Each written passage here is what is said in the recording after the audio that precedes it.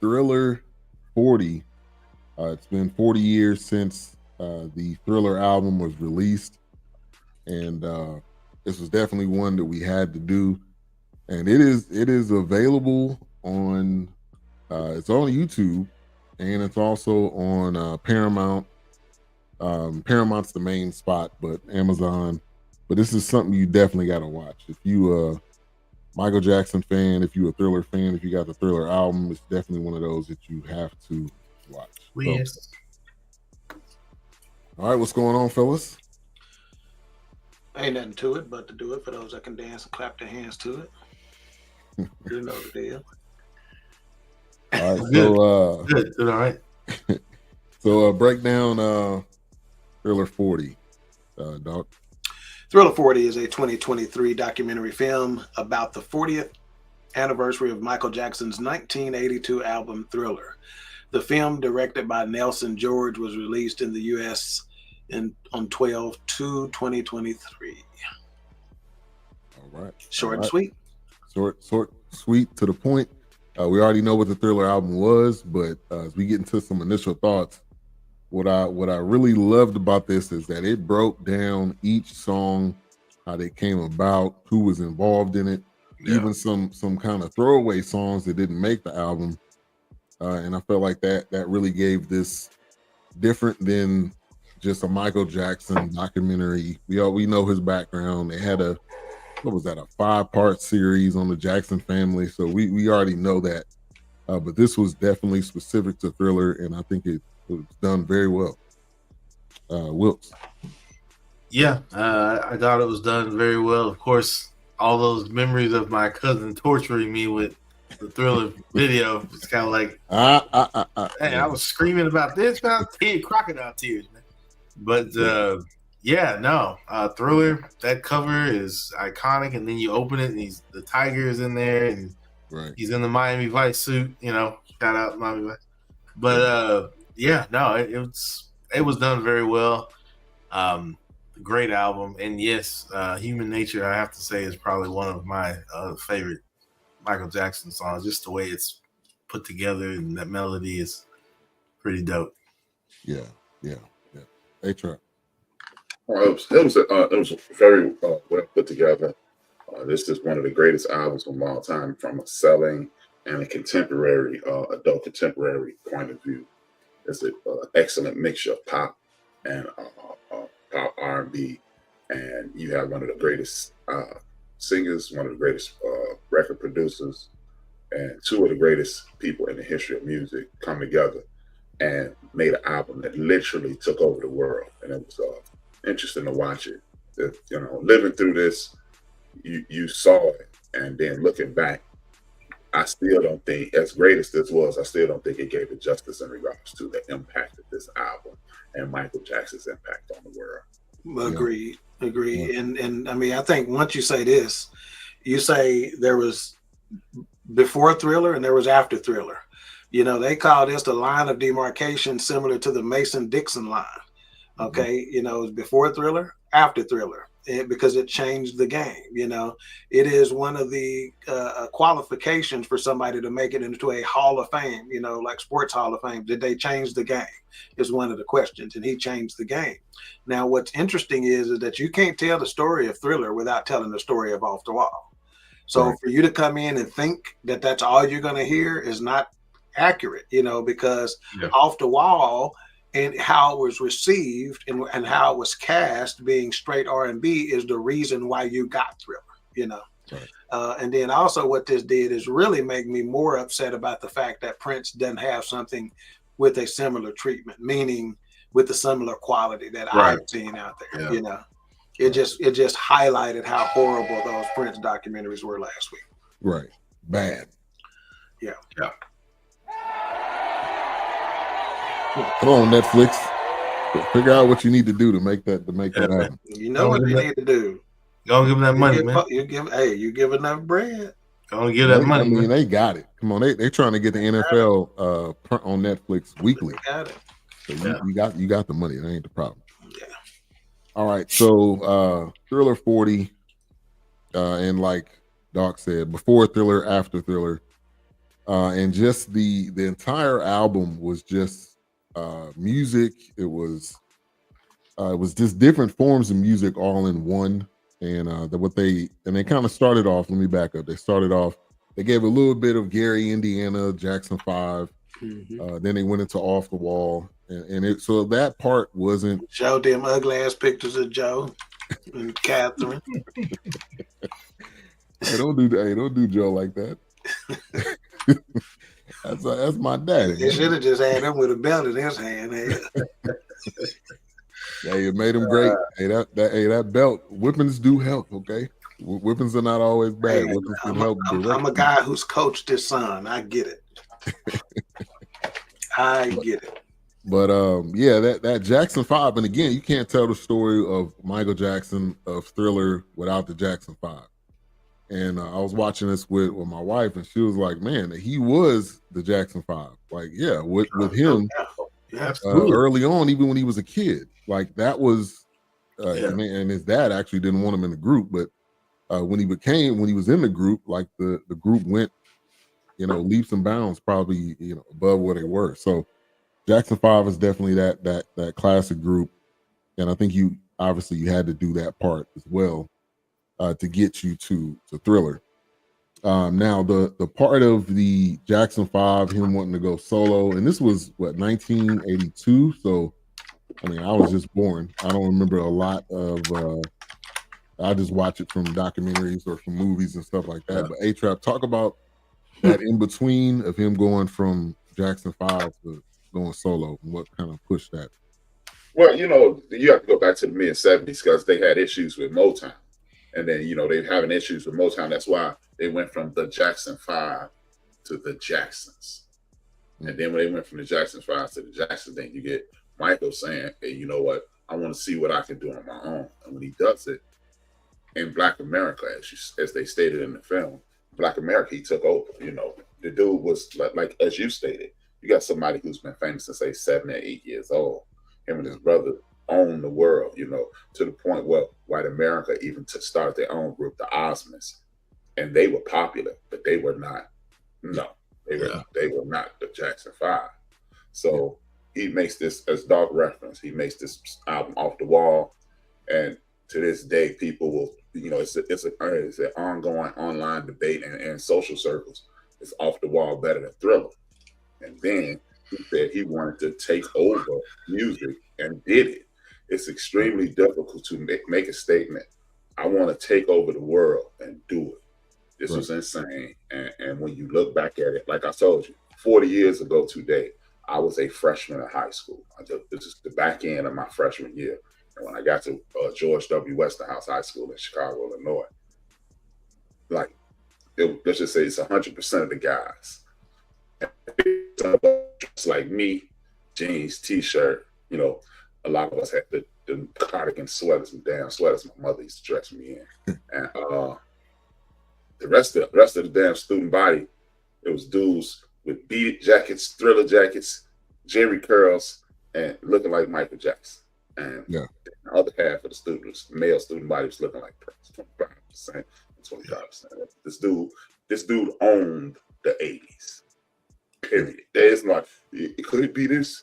Prince was gigantic, but Michael was on another level. Yeah, and if you think about the star power that he had, people fainting, people like literally losing their minds, crying. I don't know if we've seen a level of that type of stardom just when they're not even close to him, and they're doing all of that. So. Yeah.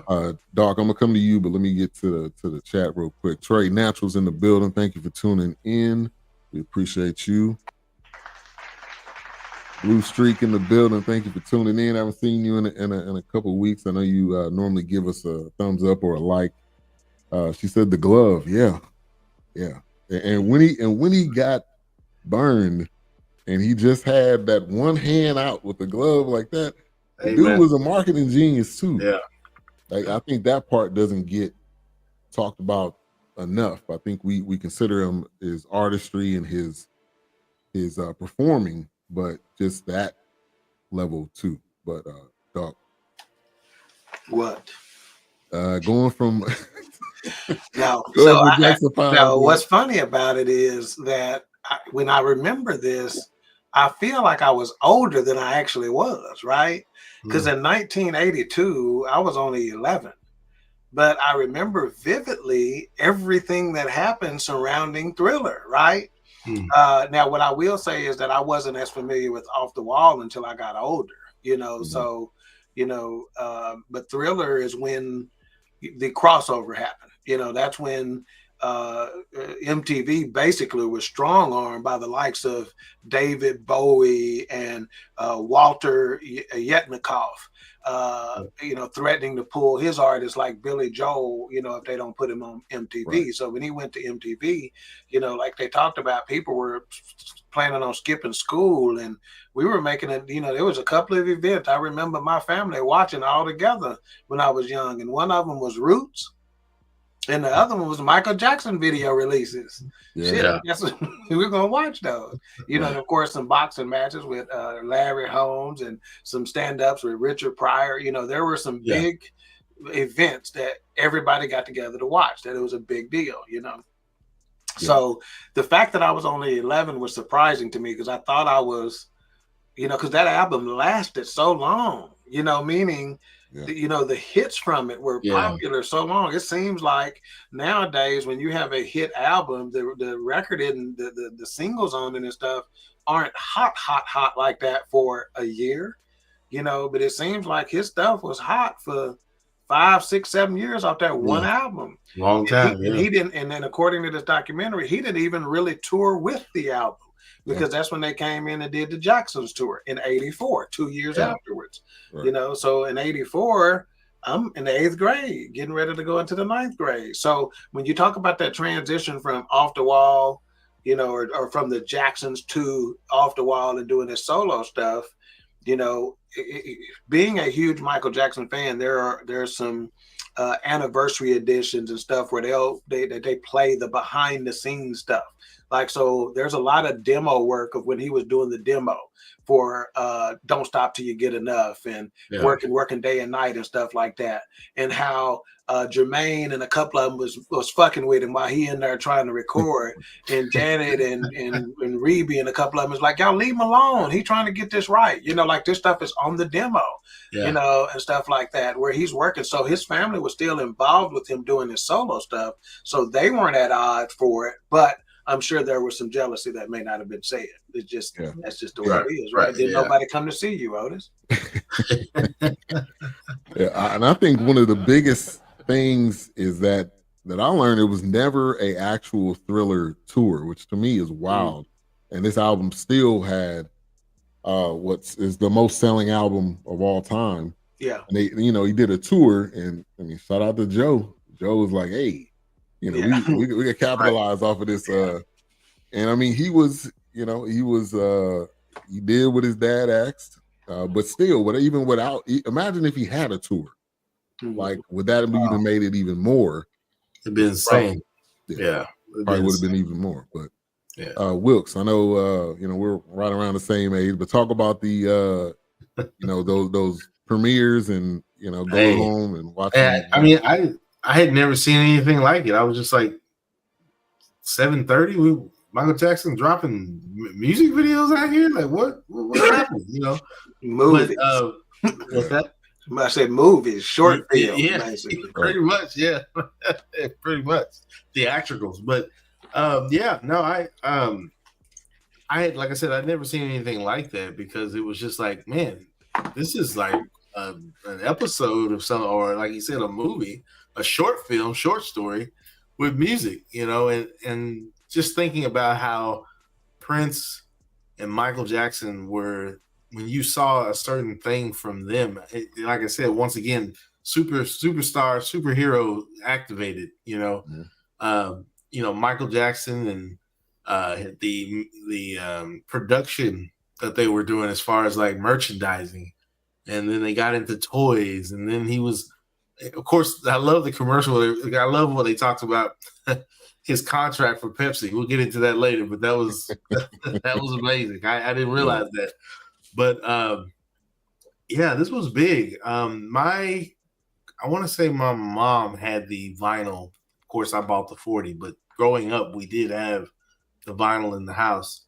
And just listening to that, I didn't realize that it was as big as it was. I'm just listening to music. I have no sense of, popularity at that time as far as like what is selling, what is big. I just know Michael was it. Prince was doing his thing. And like you said, Michael was pretty much the 80s. In HRap, people were dressing like Michael Jackson. People were dressing like Prince, looking for Halloween. I mean, kids were dressing up, adult teens, they were dressing up like Michael Jackson or Prince. So, yeah, pretty crazy. It's definitely significant. I mean, I don't think you can mention the 80s without remembering Prince and Michael Jackson. Right. And like the world stopped. When they dropped something, the world stopped. Yeah. And then I remember the time, I don't know if it was a premiere for that. Yeah, I remember my dad was recording it. On-screen kiss. Yeah. I mean, he had the VHS. Magic Johnson was in it. Yeah. Oh, man, I remember watching that premiere. But shout out to his gift. Thank you for tuning in. Appreciate that. Keisha in the building says, fellas, what's good? It's lovely seeing all y'all together again, and you too, Dawk. All right. So, man, Quincy Jones, man, which I was talking about this with Mayhem. I was surprised he wasn't in this, like sitting down in a chair. But they did have clips of him talking. But you can't talk about Thriller either without him. Yeah, and his impact and the people, the arms and the reach that he had, and just him watching him like work the board, and nodding his head and smiling. Those are really, I think, great pieces. And especially that one piece where they said he was going from like Studio A to Studio B. He's walking back and forth, checking on certain elements of the album. I was like, man, that's crazy. Yeah. Even having the studio. And them playing the songs and playing some of the demo, and them panning the camera around. I mean, like that's stuff that you love to see in the documentary. Yeah, there's a couple of things that I think made Quincy Jones the genius that he is. Number one, he came from film, so the way he saw music was a little different. It was probably a little bit more three-dimensional. And then the second thing, in my estimation, is and this happened whenever Beat It was there, and they brought in Eddie Van Halen to do the drums. The guitar solo. And Eddie Van Halen asked him, "What you want?" And he's recognizing the fact that I got the greatest white guitarist of all time right here at the time. All apologies to Stevie Ray Vaughan, but he was like, "Do you?" Yeah. And too often folks in that situation will try to get too involved in what an artist is. An artist is an artist. And some of the projects that I've had that have to do with design, whether it even be having to do with the BS3 logo or the Queen 3 and King graphics or the music, I didn't put Chico in a box. I told him, this is the thought, but go be you. You're great. Go do you. This is your area of expertise. This is your lane. Go bring it to life, So I think that's what made him great, is that he didn't overstep. He knew when to let people do what they did, Right. And I'm willing to bet there are a lot of people in his category who meddled in that a little bit too much, Yeah. I think when you see somebody's greatness, you don't try to harness it. You don't try to limit it. You just say, hey, do what you do. Mm-hmm. And that's pretty much anybody that was involved. And they had the other guitarist, I don't remember his name, but he played on, I don't know if that was Thriller or what song that he played on, but anybody that was involved, even McCartney, and I mean, it was just seeing all the people that was involved in making this album. This was like a one of those albums where you have so much star power involved in it, like it can't go wrong. The Eddie Van Halen was on Beat It, and then later on Slash came in, and I can't remember which. I'll look it up, which song he did. I think I'll look that up and see which one Slash played on. Was he on the black or white? I don't know. That was my original thought. I feel like it was a black one. And he wanted him to play on Dangerous. So I'll have to look that up. So, but Slash is famous for being on stage with him on a couple of award shows and stuff like that. Yeah. HRap, talk about the unique, the different sounds, him doing the ad libs, like hearing the ad libs, like when Will.i.am just singled off the ad libs only. I mean, that's like, and that's stuff that we hear now. That's Migos is doing that. I mean, it truly shows the genius of him and Quincy Jones. Quincy Jones is an arranger, producer. He's a music man, so to speak. So this along with you got basically this album was a chemistry set, a chemistry project. We gonna put everything, we gonna layer this stuff, we're gonna put it together. I would go as far as to say, thanks to this album, this is why Apple Music, this is why a lot of studios, Dawk mentioned something last week when he went to Prince's house, Paisley Park. This is why people like Prince and Michael Jackson, this is why they're so successful. Dr. Dre now and other people who they know how, it's not that I made the best beat. This is not that I got the best rhyme. I have the best sound. And this is why Apple products excel. This, I will argue, I don't have any proof, opinion. This is HRapism, but I would argue this is why Apple is better than Microsoft and other entities, because they look. I need you to hear Eddie Van Halen. I need you to hear Slash from Guns N' Roses. I need you to hear these vocals the way they come off. And last week when Dawk mentioned that, I said, this is why Quincy Jones sounds so crisp. It's not about the tools that you use. It's about how you use the tools. And this was the best example of we need to do this. And people like true music lovers, they will tell you who, like one of the greatest music lovers I know is Big Illinois and his brother Mark.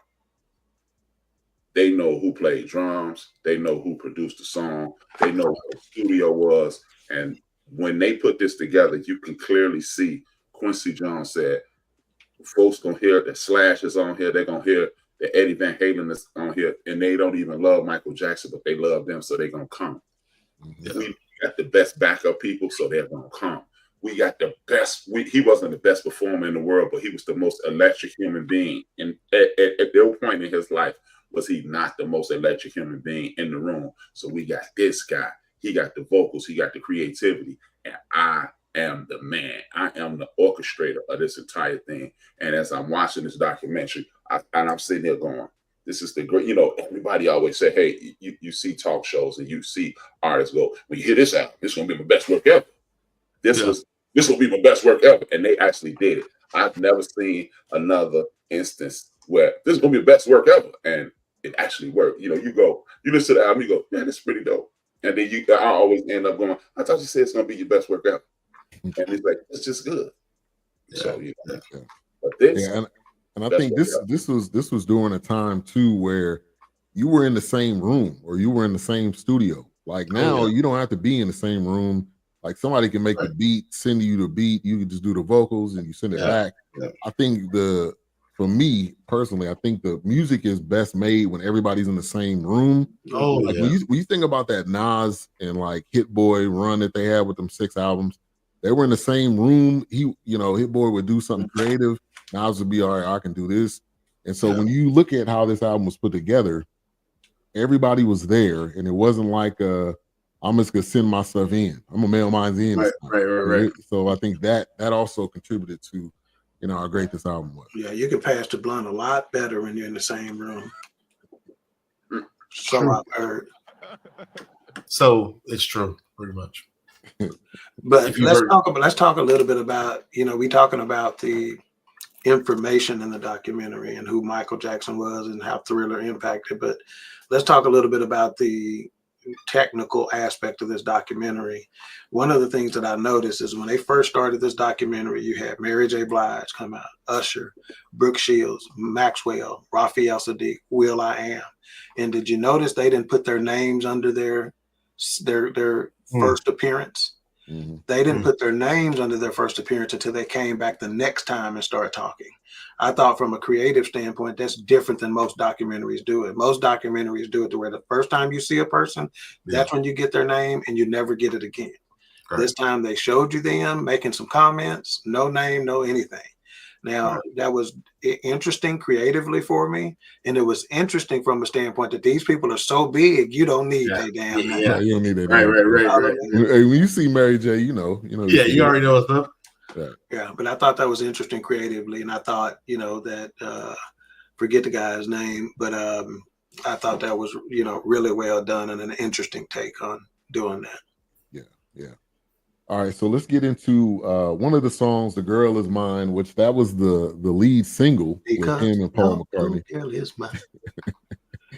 and people were saying that they thought Paul McCartney wrote that, but Michael did, which I mean I'm not like surprised. But that was a heavy hitter obviously during that time. So "The Girl Is Mine" it's not really one of my probably favorite songs off of Thriller, but I think that was kind of the star power. This is like the big feature that you get, kind of on your debut album type thing. Yeah, but touch on that. Yeah, I mean Paul McCartney is a Beatle, and there's so many aspects of that you can look at, and see the drawing power, see the fact that not only did Paul McCartney accept that invitation, but you could tell in the footage, not only did he accept it, he was into it, He was excited. So they already respected Mike from a creative, from a musician standpoint, from a engineering standpoint, from a design standpoint, they respected the hell out of it, but they was talking back and forth, so a lot of times people will stifle each other's talent because they may be offended by their flow. You can tell they were just flowing, so yeah, it doesn't get any bigger than that when you get somebody like Paul McCartney. I mean, for God's sake, he's a doggone Beatle, Right. Yeah, and then when you go over to Beat It, and just the choreography and the creativity and everything that was included in that, and then having certain people in the video that were actually gang members, which I didn't know that either. They said they had Vatos, Bloods, Crips, and all of that, but HRap, talk about that video and just the impact again that he had on all cultures. It wasn't just women, it wasn't just guys, it was some everybody. Yeah, I mean, I remember Beat It. I remember more than any other video in the world because they played the grooves off that album. With Beat It was everywhere, and we've spoken about this on our program before. This predates Separate. This is the end of the separation of the music. Remember, we did We Are the World. We Are the World separated music, and Beat It. I can remember people, after Beat, as Dawk referenced earlier, I can remember post Beat It and pre Beat It. You didn't, That's what she said. This is not what we're talking about in regards to black and white music. It was just Michael Jackson. Mm-hmm. The video took over the world. The sound took over the world.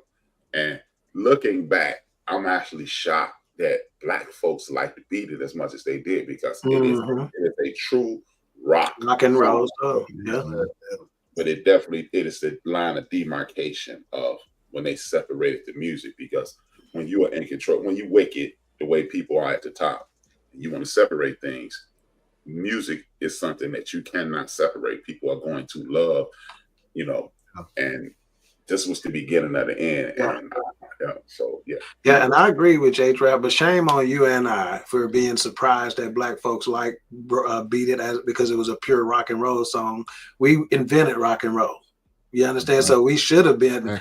We shouldn't be surprised that we liked the rock and roll song. Shit, we started it. Yeah, I mean, I love Tower of Power, all that stuff, but I'm just, from, what you're right. I can't refute one word that you said, but I'm looking from 54 back.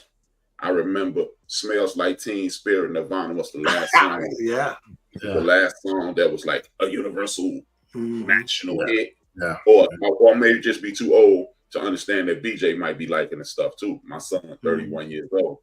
But that's when they started separating. Because I know sometimes I feel like I don't have a problem. I know those words to Red Hot Chili Pepper and those songs, but that's when they start separating us.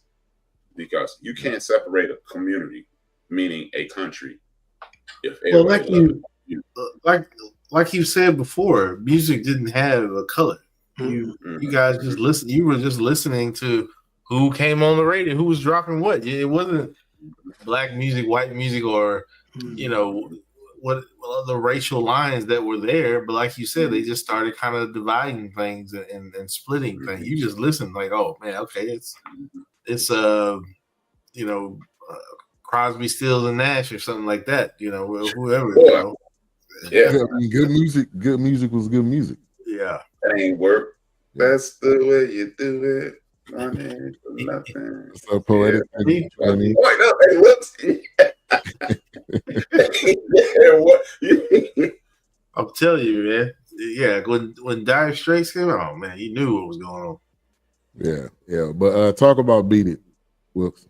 Oh man, Beat It was epic. It was. For me, I felt like, man, the outfit he's wearing, the shirt he's wearing, it was very like rebel like. I mean, even when he jumped out of the bed, he got, you know what? I ain't gonna take this shit. I'm gonna take care of some business. Karate Kid was big at this time. I mean, you got like he said, you've got what Beat Street was going on. You had graffiti was happening. The games was going on. The Warriors was just kind of coming down off the high. I mean, it was definitely one of those videos that I loved. And then, of course, just the dancing and the fight scene that was kind of Broadway-esque or whatever. But exactly. Michael with his side story. Yeah, man. So no, I love Beat It. Beat It video is my stuff right there, man. That song right there is, oh man, that guitar rip, you just cannot get away from just the style of that video. I love it. Yeah. It's definitely one of those. I remember going to high school. And Dawk remember this TV show called Fame was on. Yeah. High school. I was waiting on the dance thing happening in my house. I was watching the reruns, but yes. Yeah. Fame used to come on, I think, after A Different World or after Cosby or something. Or 21 Jump Street. Something like that. It used to come on. I never watched it. Once they started that theme song. I was reruns for me by that time. Well, I don't know. Fame lasted a while, but yeah, all that stuff was huge. So like they said, Michael knew how to incorporate that into his music. Yeah. And Prince turned down being the lead rival in that video because of the song, the words that it start, "Your butt is mine." As soon as you heard that, Prince was like, "No, who butt?" I'm out. Yeah, but they put Wesley Snipes in it, wasn't it? Yeah, I think he was. Just imagining what that would look like with those two. Yeah. It would have crazy. It would have wisely backed out of that. Yeah.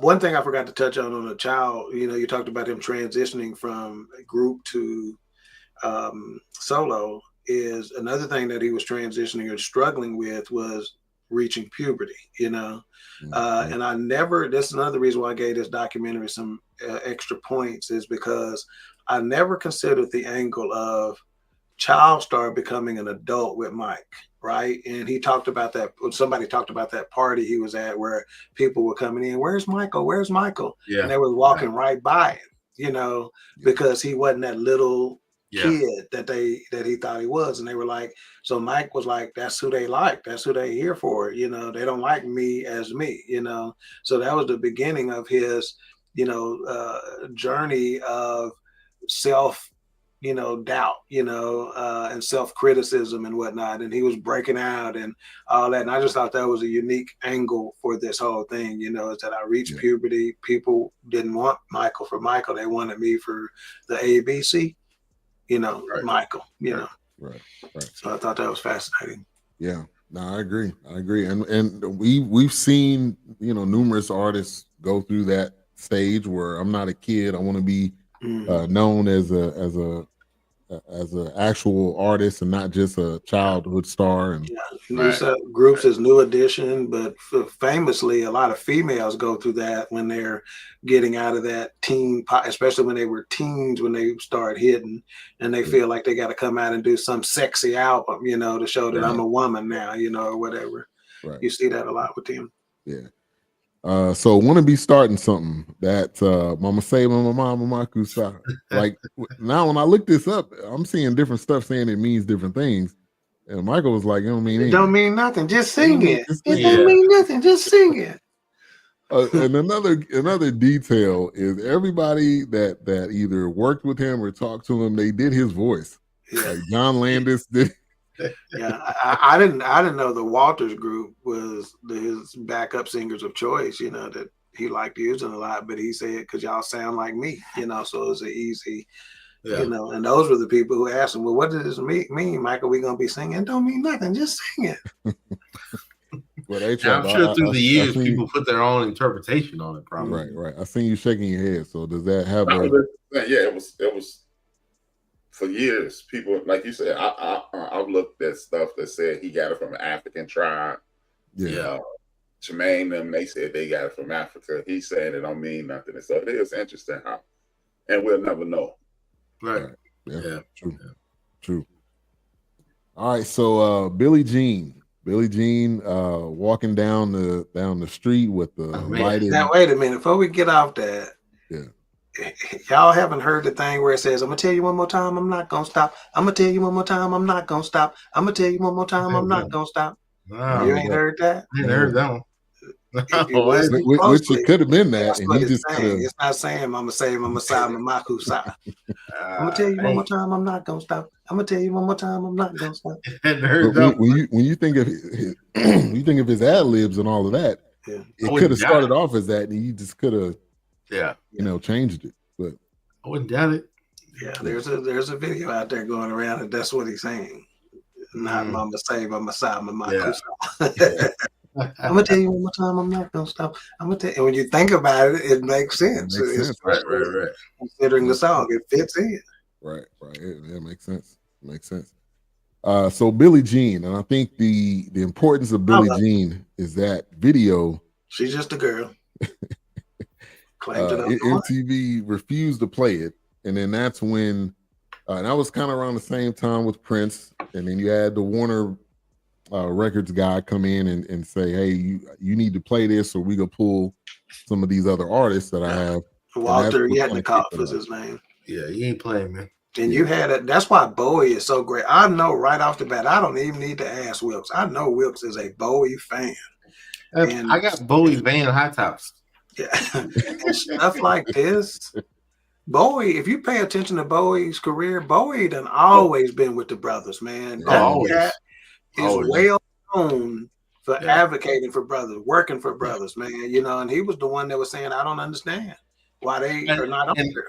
And how cool and simple he was about the question. He's like, look, I need to ask a question, man. Mm-hmm. Why are there no black artists? On your program. But you notice it took both of them are foreigners, Bowie and Yetnikoff. Yeah. It took foreigners to go to MTV. Heavy hitting foreigners to go to them. Big, yeah. Because they saw it differently. They saw it differently than American white folks saw it. Right. Absolutely. Don't sleep on that. And he helped out Luther. You remember we did the Luther documentary, and Luther was singing background for him, and I would imagine him and Prince probably maybe had some type of connection, maybe work together or something. So, I mean, the guy definitely was a huge ally for our music, and he cared. So but man, Billie Jean, that video, which is HRap. Oh no, I was just being silly. I'm gonna put it in the group chat. Yeah, something there.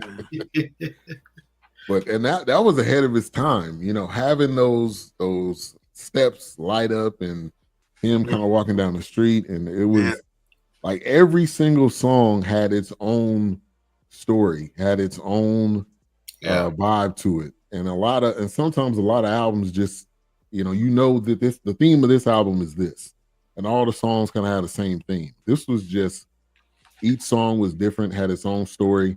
And that's what also made this album great, because it wasn't just one form of music, it wasn't just one type. But HRap, talk about Billie Jean.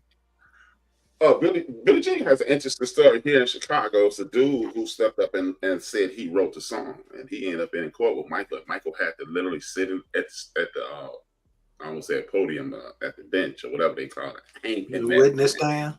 The witness stand. I ain't been to court, so I don't know. But he said at the witness stand and created a song. He was like, "No, this is my song." So we should have asked Bill Gillinois what it was called. He knows shit. Gillinois, yeah. You've been there a few times. Oh man, He knows exactly what it's Yeah. It's an interesting song. It was, like you said, the video. This is when videos be again. This is the dude, like one of those people. Michael Jackson and Prince during this period. Michael Jackson, Prince.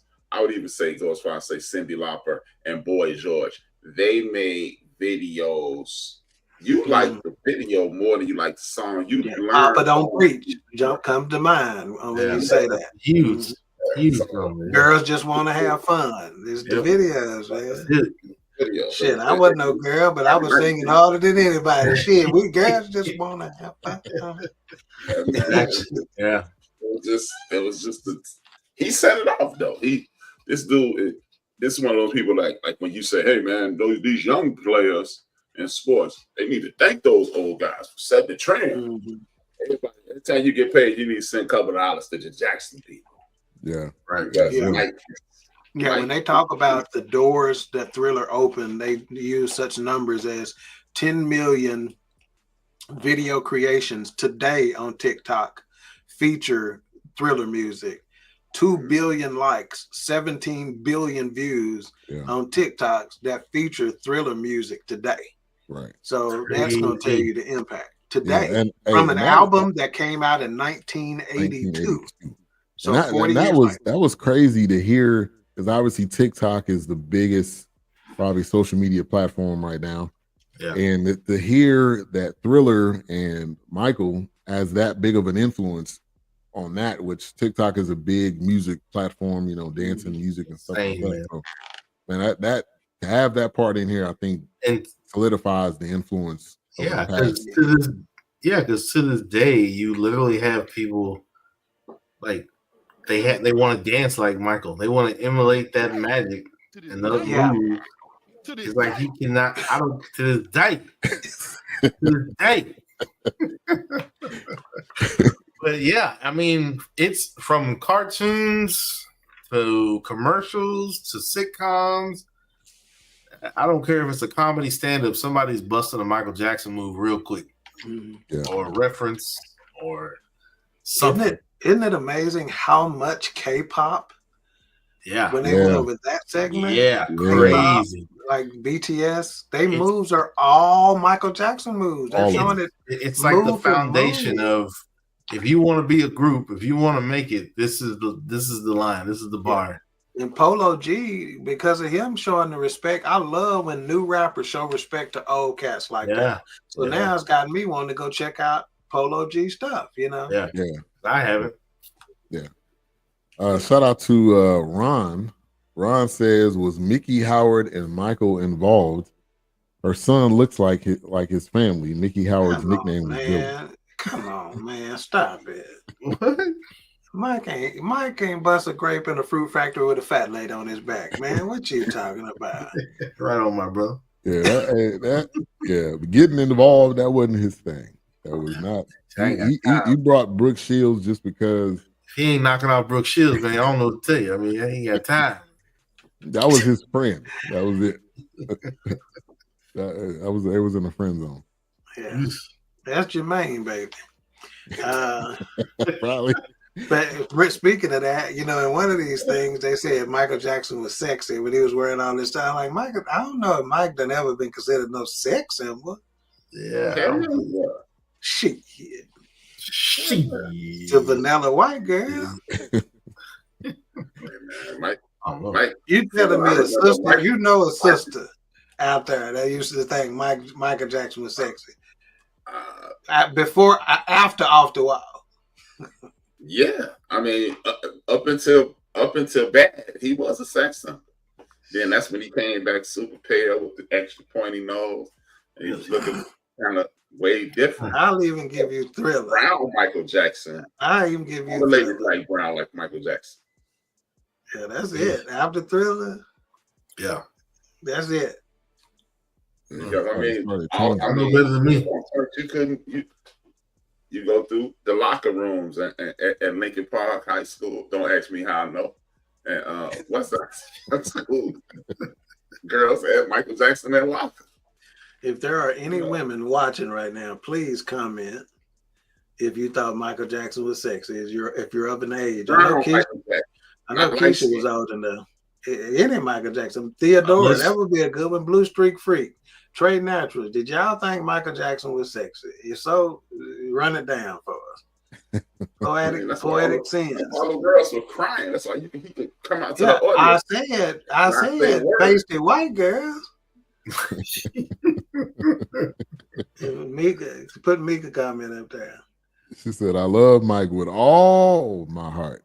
Never have I ever said exactly because I think I think they appreciated his uncle auntie."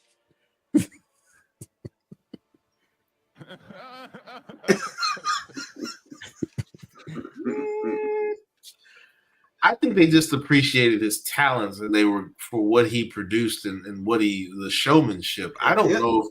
I don't remember any. I mean, like I said, not refuting what he made more white girls faint than Benny Hinn. Hell, I know that. That special jacket with that jacket.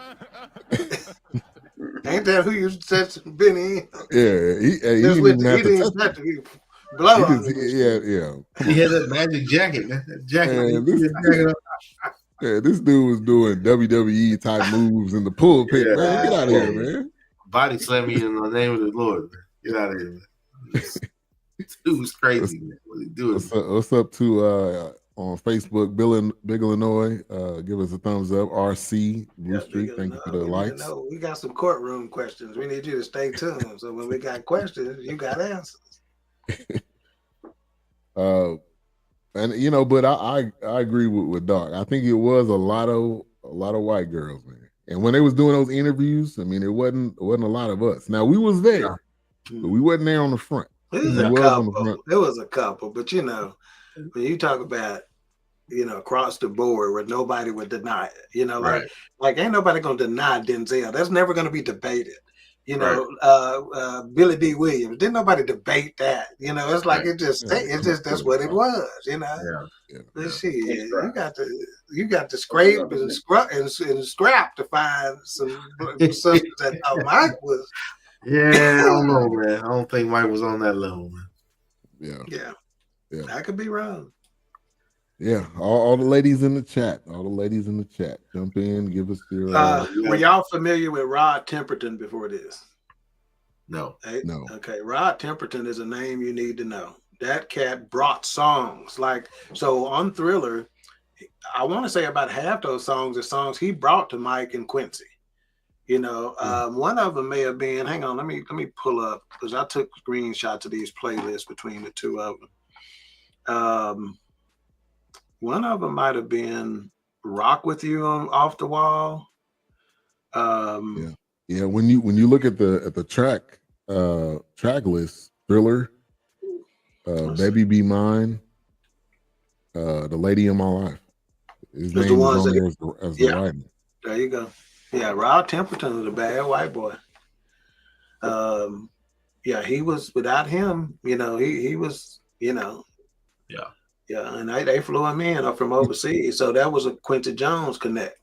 And then Jimmy Jam and Terry Lewis. You can't tell the story of Michael Jackson without saying the name Jimmy Jam and Terry Lewis. The Jackson family. Yeah. Janet, you can't. Yeah. Mm-hmm. Mika said, "Unc voice was too soft for me." I was gonna get it. Yeah. She's like, "No, I ain't with it." Hey, baby. Hey, but he had that pimp voice. But the Bards had voices like that, and they thought they were sexy. No, the Bards and Switch. It was high yellow though, with the pretty hair though. That Ain't no love for the yellow skin. Oh, there's and I don't know if y'all seen this. Wow, that's yellow on yellow crime right there. Hey, man. No love. What you saying that, man? No love, man. Ain't no love, G. That red bone on red bone crime, nigga. What Yeah. you talking about? Yeah, man. Drive by, man. Go ahead. But there's a Freeze, DeBarge documentary, but it's not what you think. It's the two brothers that were in the group that actually live in like a trailer, and it's a documentary with those two interviewing them, sitting down. I think one of them's in a wheelchair. I don't know if it's out already, but I wish they. Are y'all familiar with the group Switch? Yeah. Okay, if you can't, man, I'd love a documentary that talked about Switch, DeBarge, and Shalimar and the connections. That's huge. I'd love to see that, man. That's huge right there. I'd love to see that. And they had, I think Switch was on the unsung of DeBarge. They had the unsung.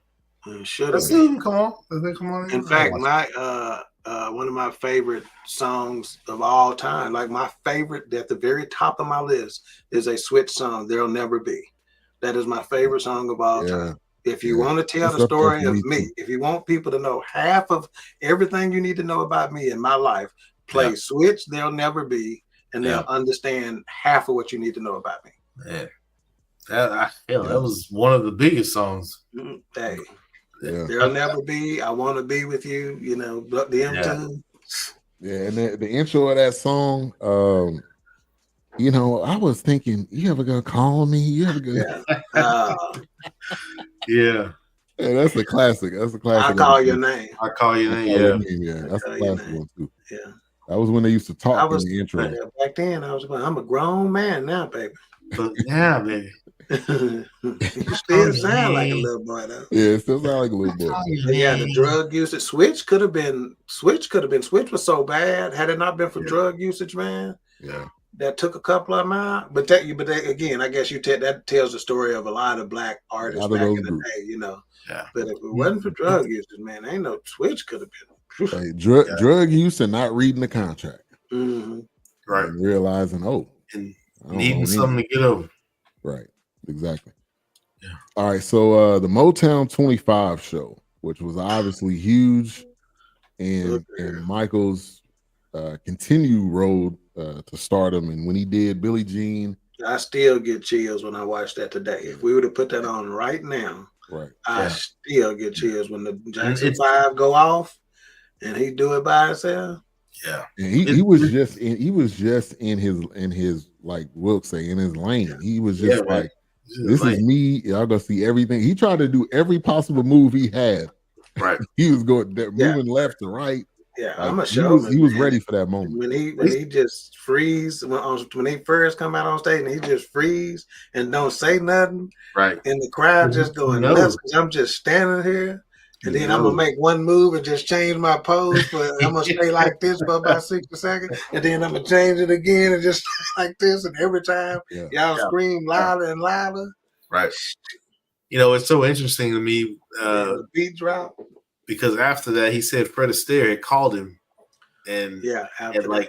Congratulated, like, man. Because when I think about Michael Jackson, I think to me, because I grew up watching these shows or movies with my mom, like Anchors Away, My Boy, and Singing in the Rain. Was he sexy, Trey Naturals? Was he sexy? That's what I need to know. She said he was fine. That's one. But we started off with that cartoon comment. I was starting to think you didn't think he was. Yeah. What happened? No, I said when she put the cartoon comment, I thought that was her saying like, nah, he was more. I got you. Yeah. Yeah, Mike was definitely a student of, I don't know, like ballet, but just theatrical dancing, just dancing, period. The art of dancing and trying to cross those things. I mean, he was trying to cross everything, music and just his style of movement and how he could glide across. You know, if he saw the greats before him gliding across the stage, I'm sure he was pretty much like, man, how can I incorporate some of these, especially in that moment. Of course, I was too young to remember, but thank God there were videos and YouTube and your uncle recording over your stories, trying to get Michael Jackson on VHS. But amazing. I mean, that moment, like Dawk said, it's to me superhero activated again. Just crazy. This is just one of those artists, like we did with everyone we did in this series. They're just in that rare form of artists, rare air. Yeah. They work harder than everybody. And he's like, I want every song on this album to be a hit. Not 5 like that. That's not acceptable. So when he came out here, and I like how they had the choreographers kind of point out like the moves and how he was doing it, and the still frame shots, and I'm like, there were 5 silhouettes in that one performance. And the artist would be lucky to have one silhouette in their entire career. He had 5 in one performance. Right. That are iconic silhouettes. Yeah. If you had to pick a Michael Jackson pose that you was going to put up in some Hall of Fame or somewhere, it would be such a difficult decision. Yeah. Do you do the hat? Do you do the glove? I mean, the crotch grab? Do you do the leg kick? Yeah. You know, what do you do?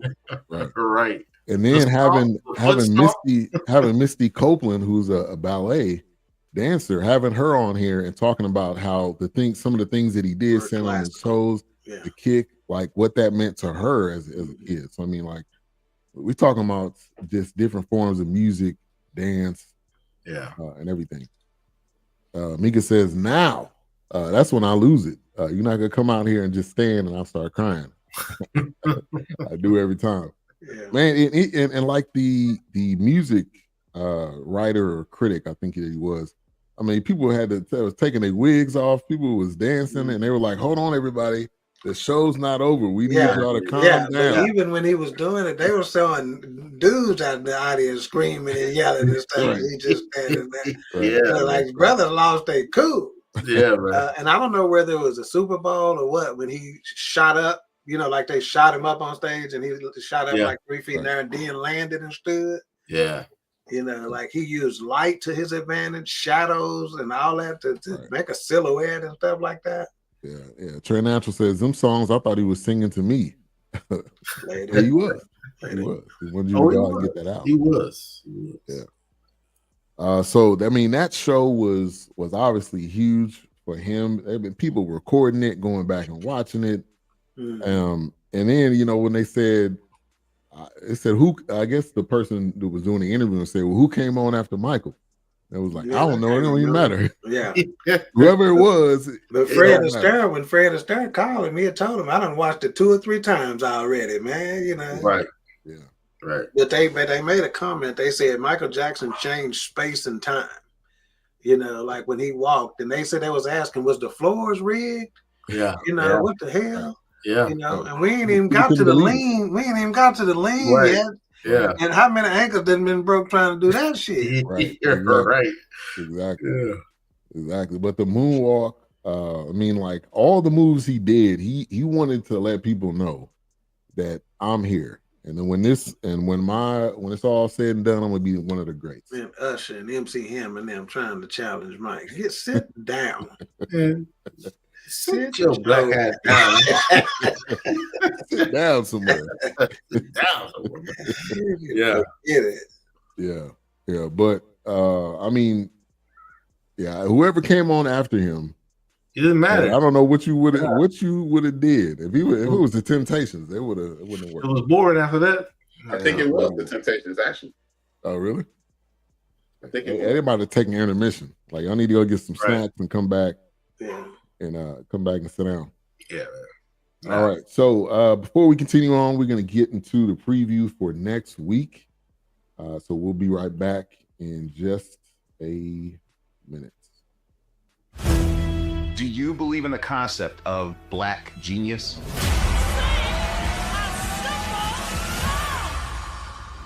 Black genius? Wow. Sly and the Family Stone. It can't be overstated how massively popular they were. Sly created this unique space. At that time, the mixed group was a new thing. Guys and girls and black and white. So you get all that input. They sounded like nothing else sounds. Everybody wanted him to bring people together. This country was tearing itself apart. I was scared. At the time, it was almost too much all at once. You were at the place that every musician wants to be. You get there, and you blow it. The world's watching you, analyzing you. You might be moving up too fast. Yeah. Sly was kind of the first black artist to go through that so publicly. The anxiety, the pressure, the drug use. He was an underdog.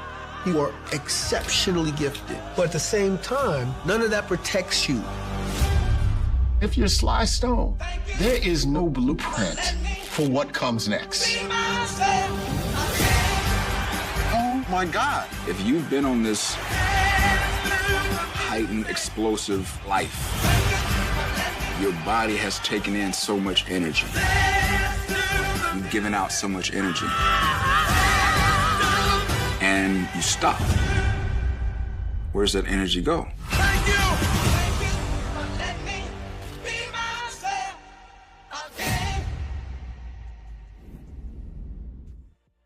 Man, I'm not gonna be here next week. Oh, and I was so looking forward to this one. That's gonna be a heavy one. I mean, we could switch it up. We could do. Do we need to move it? We could do Prince. We could do Purple Rain. I don't want to miss that either. Shit. Throwback. You can't miss the throwback. Do that Alice movie again. Shit. So I don't care nothing about that. He definitely not doing that one again. Or we can do the Blue Chippers, the thing with the guy we met at the Super Bowl week. Isn't there a basketball documentary? Yeah, you can do that. I don't give a shit about that. But man, I'm looking forward to that. Man, Sly and the Family Stone. Sly. Yeah, I started it. It's pretty good. Man. And I can just tell that's gonna make me hungry for more stuff in that era, man. Yeah. And just continue, just like it's the summer of soul. Like that one documentary. I think to a man, all of us would say, out of all the movies we've done, that one would make our all-time list. If we had a top 10 list, whatever, of all-time movies we've done, I'm sure Summer of Soul would have to be very, very. Especially for me with Sly and the Family Stone. The way what I've read or what I've heard or what the last song that he had recorded is kind of like, is this it? He's going to continue, or unfortunately they're going their separate ways. But I'd be curious to see like why it got to that point. I didn't read. I don't know. Maybe HRap knows, but I didn't read into why or whatever. But Clive Davis. What's that? The devil Clive Davis. Oh, strikes again. Yeah. Because they say if you that song, I don't know the proper title, but if you want me to stay, what's that? Clive Davis just gave him and George Clinton their royalty money. Like did he? He just he had George Clinton's last 5 to 7 years. Wow. Oh, I didn't even think okay, because I just heard something on it recently about him. That being a problem still with George Clinton. Yeah, he owned his royalties. If you watch the unsung on Parliament Funkadelic and Sly Stone, you'll see it. Yeah. They literally show you a picture of the doctored document. Wow, this dude is a snake. He's the devil, man. Wow. I hope his boyfriend infected him. Yeah. Poison hit him with them 2 letters, man. All right, so man, next week Sly lives, aka the burden of Black Genius, and he got Black scratched out. Man, like I said, shout out to Questlove, man. He's been this Summer Soul. Yeah, he's been definitely working on some great work. Man. Appreciate him. All right, so Human Nature, which somebody mentioned it was one of their favorite songs. That's my jam, man. Yeah. Talk about that.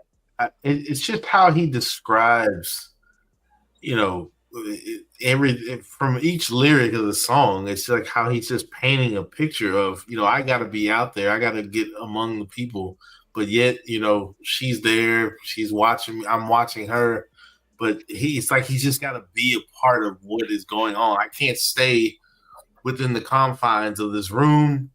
The melody, just the arrangement. I mean, it's just got and then of course, once again, the ad libs that they talked about. He's doing the ad libs at the end. It's just, man, it's an amazing song.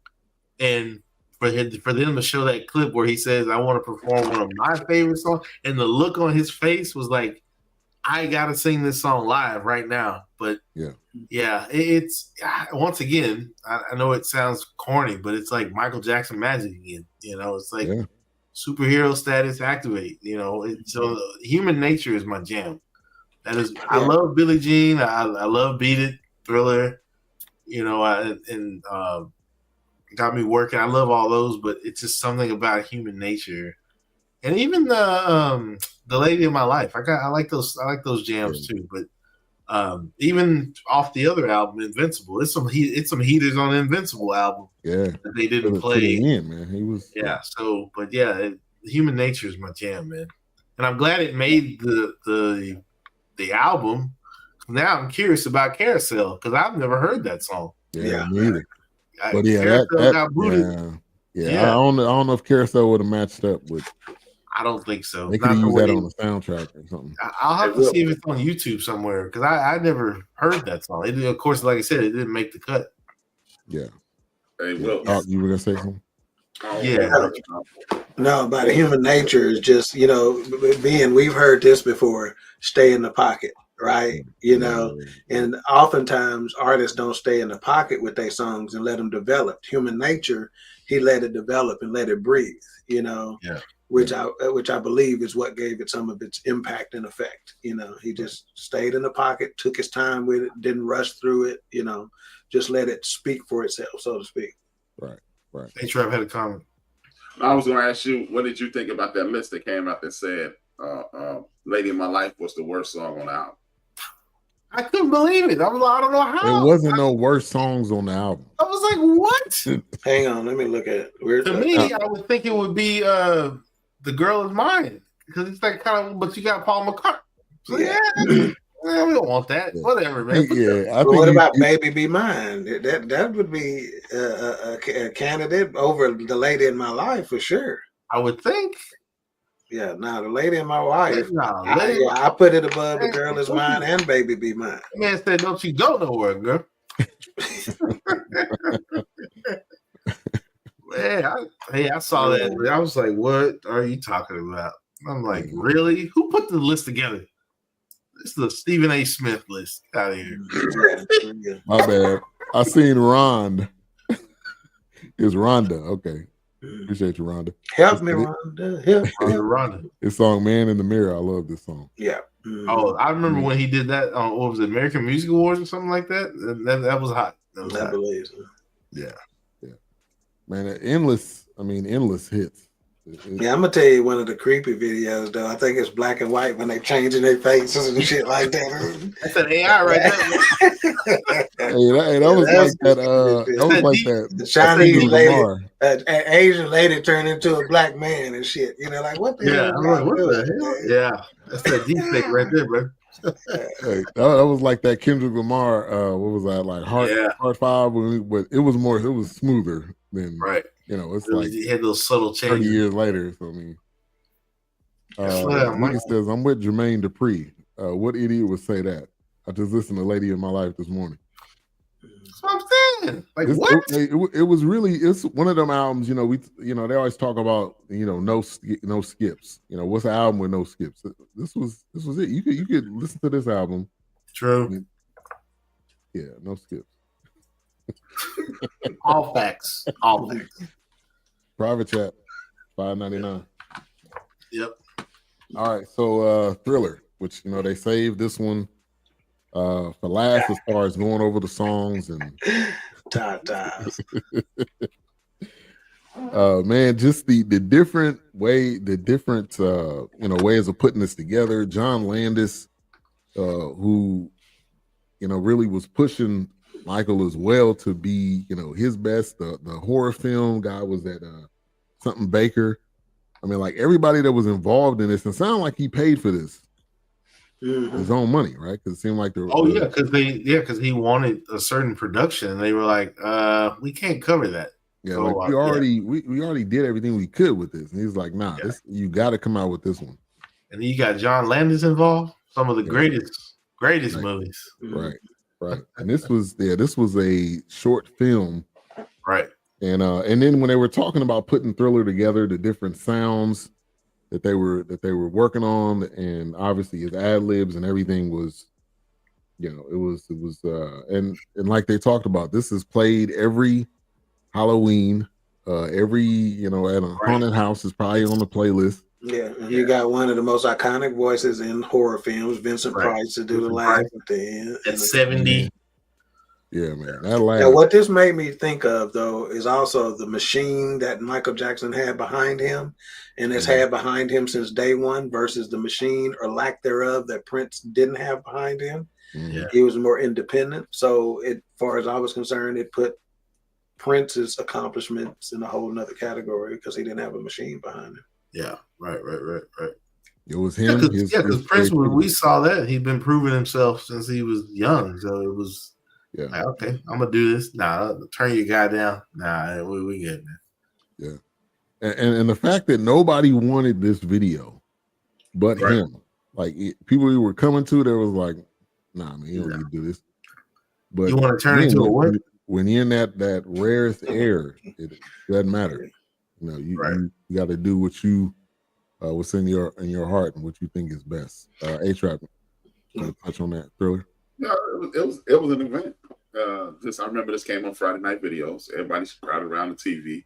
It was an event. I remember people stopped from going outside to kick it to stop and watch this video. Then they went to sleep. I would have loved to have seen this in a social media age. How this would have, like they say, this would have broke Twitter. Yeah, it would have broke the internet for sure. Oh yeah, absolutely. Yeah. And it's another example of him using all the people in the world who draw attention to himself. So he gonna take your light, Vincent Price. I'm gonna take your light and make your fans look at me, Star Wars guy. Your people gonna pay attention to me. Right. Super music, Quincy Jones. Your people gonna pay attention to me, and my people gonna pay attention to me, and it's probably why this is the #1 selling album in the history of the world. Yeah. I mean, even the graphic we have in the background is pretty bad. I'm kind of jealous I don't have that in the game room. It's a pretty badass graphic. Michael knows he's a badass. So, yeah, really. Yeah. Let me pull it up here. I think I got it over here. Yeah, you got that one. Yep. And then they were locking in that. Yeah, man. They in it. And then this one here. Yeah, that's it right there, man. I need that in the game room, man. Man, and that jacket. Yeah, that jacket's hot, man. Did any of y'all have that jacket? I had the Thriller jacket. I had it. My mom's, I don't know how she got it, but I had it. They didn't have them in my size, so oh man. They ain't got no damn 3X Thriller jackets. They came in small, medium, and medium, and that's it. Levine's my nigga. Yeah, man. And then we that album cover, man, with the line with the tiger on there, man. That was he too smooth. I'm telling you, he got those Miami Vice. I'm telling you, man. Yeah, with the small skinny belt and the man. My man knows what's going on. Dropping down. But yeah, obviously, man, one of the greatest albums of all time. And when you watch this, you see the work that they put into it. I wish they would have said how long it took them to make the album, which I don't think they said it, but I would imagine months. Yeah. Or maybe even a year or years, not years, but maybe a year or so. But Let's talk about the Pepsi commercial. And again, man, Michael was not dumb as far as when it came to what he cared about. He was like, I don't drink Pepsi, so you can't have me in this for what it said. You're not gonna make money off me. 4 seconds. 30 seconds at a time. Yeah. You can't have me holding it either. So the guy was a shrewd businessman, and even he owned Masters. I don't remember exact. I think he owned Beatles, right? Was that what he owned 50% of Sony's catalog. Yeah. McCartney they kind of fell out because he wouldn't give the rights up to the Beatles. Yeah. Michael's like, nah, man. The girl's mine, nigga. Did you hear the music? Yeah. The music is too, sucker. Right. You didn't hear what? Yeah, you forgot. I wonder if he got paid off them Burns. Somebody had to write him a check, didn't they? Oh, I'm sure. Oh, yeah. Him or Joe. Wasn't Pepsi promoting that tour? So I'm sure Pepsi broke him off. Yeah, somebody wrote a check. Oh, you got a new feature that somebody got a thumbs up. I didn't do it. Oh, that was weird. Nice. But yeah, and so this was big for sponsorships for artists. I don't know before. I can't really speak to before, but I'm sure after artists getting Pepsi deals, Coke, whatever the products were, and so he was again setting that standard again. Anybody want to touch on it? This was an awesome pitch, man. I mean, this dude had action figures. This dude, they just selling them all corny. I mean, they selling those gloves. You say Big T? E.T., man. I thought you said Big T. Like, damn, Big T. Like, what was that? Yes.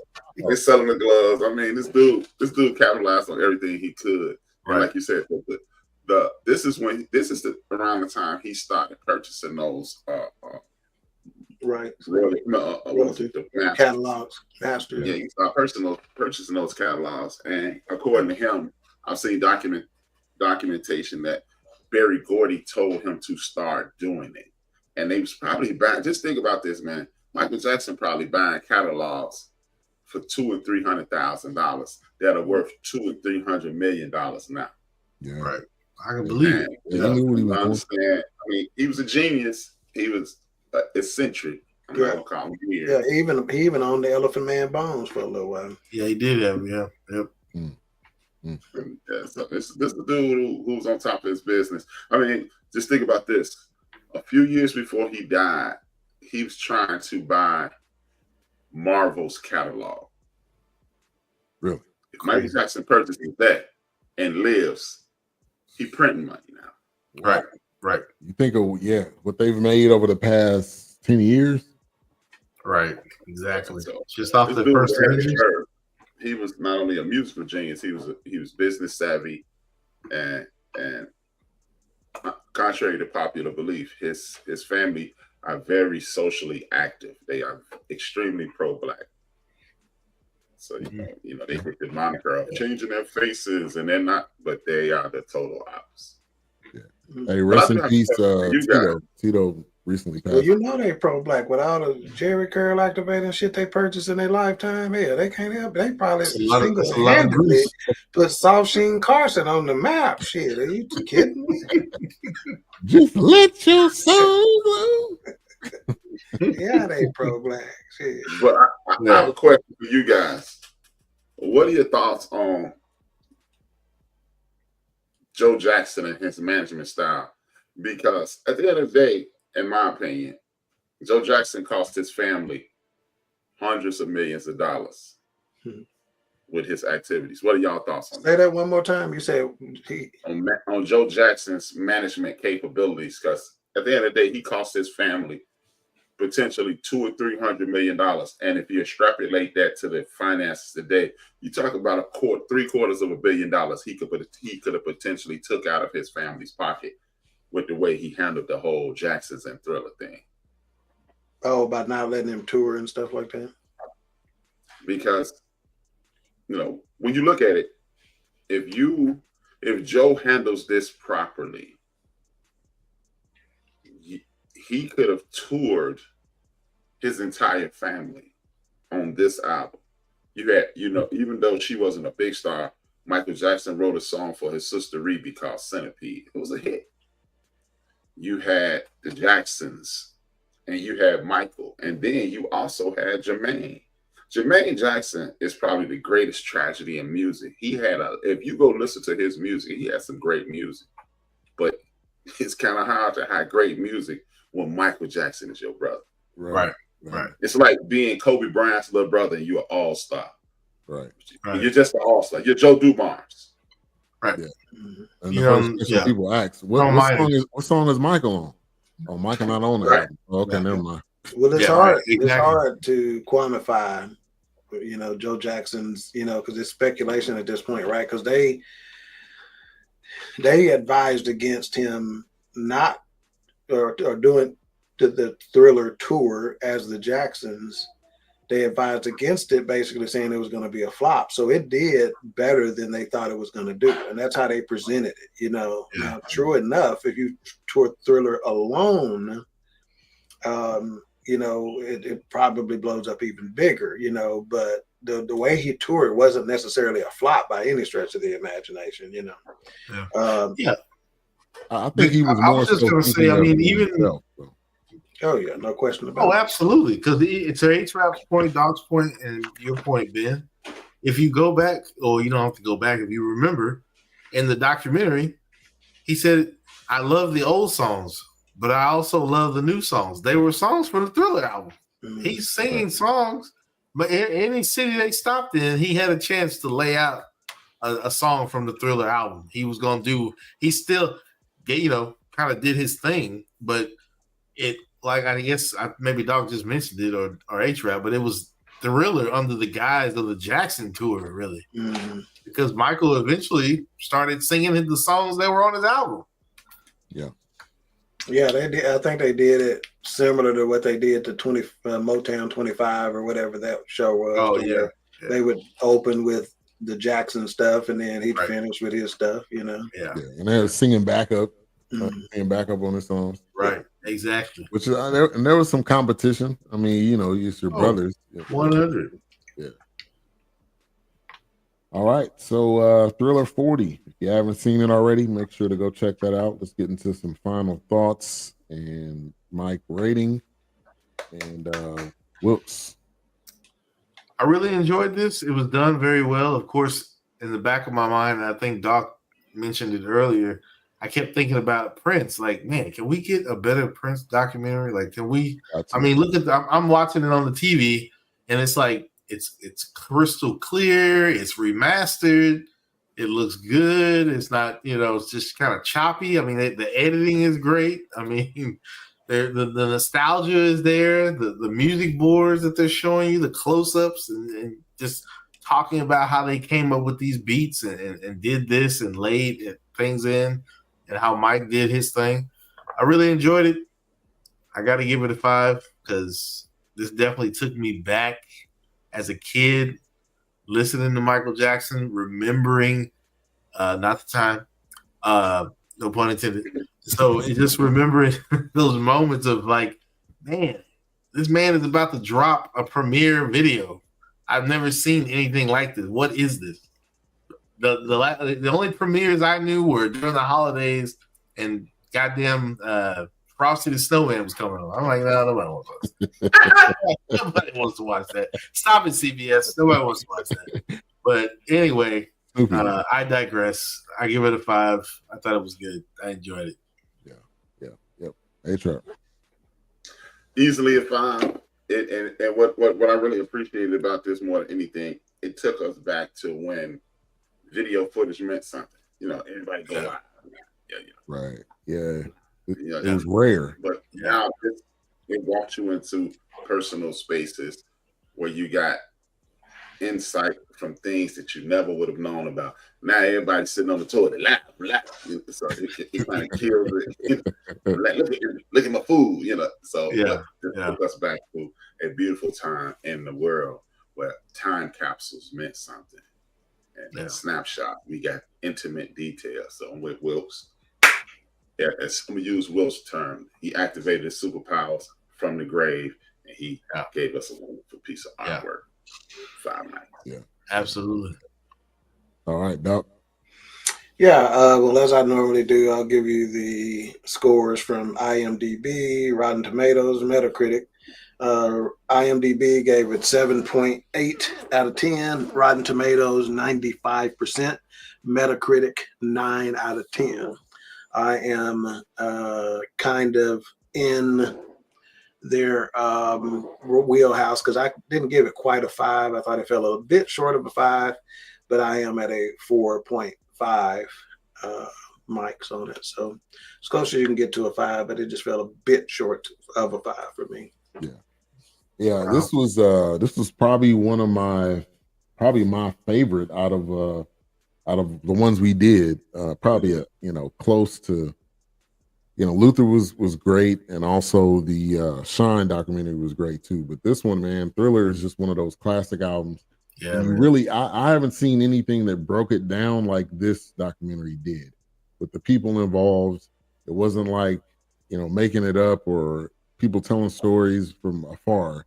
These are the actual people in the room helping make this album. And so where they broke it down is definitely a 5. It was a 5 before I watched it, during it when I was watching it, and after I watched it.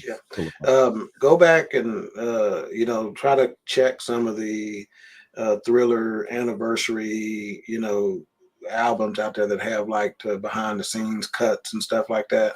Yeah. I have a nephew that has been a huge Michael Jackson fan. He's one of the ones who gave us this documentary to do, and he spoke with the guy who did the documentary. They conversed. We were trying to get him on, and so as a result, I've seen probably every piece of behind the scenes, inside the album cover. I've probably heard Michael Jackson songs that y'all ain't never ever heard before. That's how much stuff and content this guy, my nephew, has given me over the years with Michael Jackson.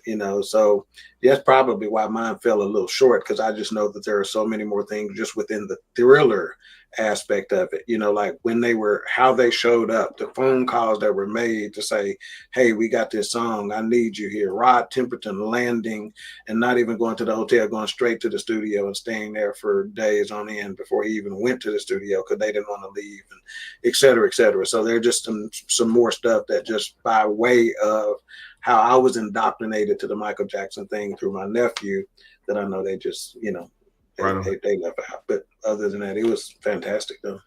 Yeah. Head and shoulders above what we saw with Prince. And that really supports HRap's theory of somebody like this. You can't do a 2 hour and a half documentary on. No. It doesn't matter what you do. You're not gonna get it 100. Right. It takes much more time than that to detail somebody's legacy. Yeah, and then having artists like we seen Polo G, which I haven't really listened to his music before, but having he's from my neighborhood. I know Prince. Really? Seriously, no joke. Yeah, I mean, so like current artists, artists, past artists, and then going back to that time. So it really gave you kind of a piece of every era of music. So, man, all right. So shout out. All right. Thank you to Vince Wright and the sports governor. Thank you for tuning in. Thank you for the fun.